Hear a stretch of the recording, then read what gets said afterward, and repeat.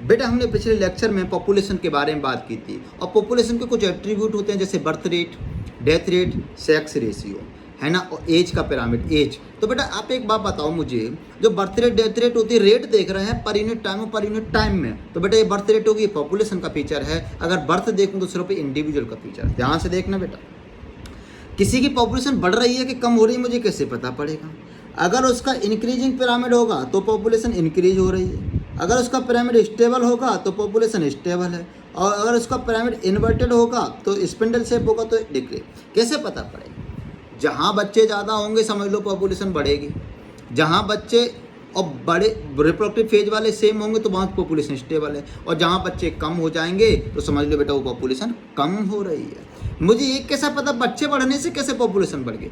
बेटा एक बात बताओ, आज जो ऑर्गेनिज्म रिप्रोडक्टिव फेज में है वो ओल्ड एज में चले जाएंगे। ओल्ड एज में तो बच्चे पैदा नहीं करेंगे ना।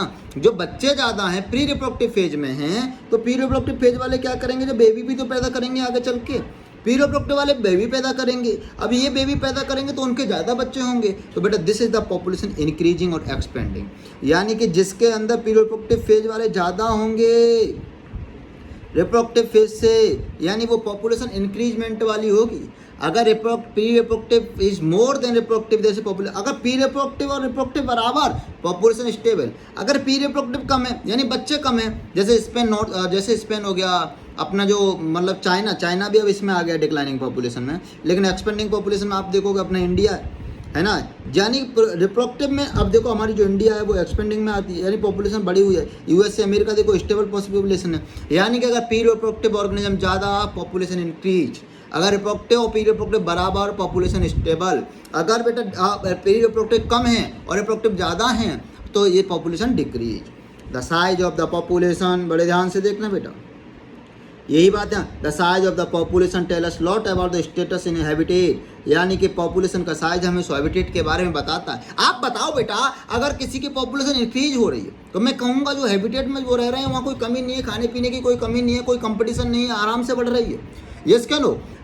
अगर कहीं पॉपुलेशन कम हो रही है तो इसका मतलब वहाँ डेथ रेट ज़्यादा है, यहाँ बर्थ रेट ज़्यादा हो सकती है। Whatever ecological process be which the investigate in a population, be it outcome the competition with another species। बेटा हाँ, पॉपुलेशन के साइज से मैं बता सकता हूँ कि वहाँ स्पीसीज कंपटीशन ज़्यादा है कि कम।